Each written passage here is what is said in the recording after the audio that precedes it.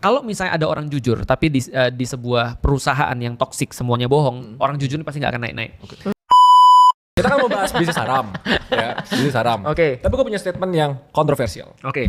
Apa tuh? Di dunia kapitalisme kayak sekarang, cara paling cepat untuk kita Kaya. melakukan yang haram adalah untuk berbisnis. Ya. Susah tau bisnis nggak haram, walaupun kita nilai-nilainya misalnya udah islami banget nih Ya. lain. Tapi misalnya buka rekening bank di bank yang nggak syariah gitu. Iya.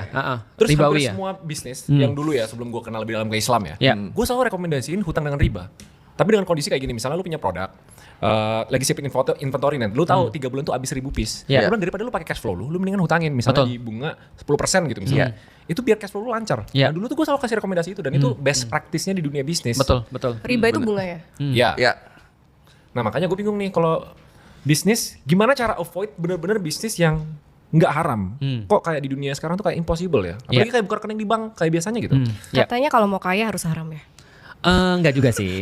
Maksudnya kayak nggak bisa jujur kan? Tapi gini, kalau mau kaya nggak mesti haram. Tapi kalau paling kaya menurut gue pasti haram. Pasti haram kan? Kalau lihat statistik ya, lihat statistik ini ngomong paling kaya ya. Bisnis itu ada dua. Pertama adalah sistematisnya, yang kedua adalah teknisnya. Secara teknis sebenarnya nggak ada halal dan haram sih. Yang ada adalah yang bagus dan yang lebih bagus kalau secara teknis gitu kan ya. Tapi kalau secara sistem, sistem ini yang sebenarnya mengarahkan orang jadi sulit ketika mau baik. Jadi contoh gini misalnya ya. Kalau misalnya ada orang jujur, tapi di sebuah perusahaan yang toksik semuanya bohong, orang jujur ini pasti nggak akan naik-naik.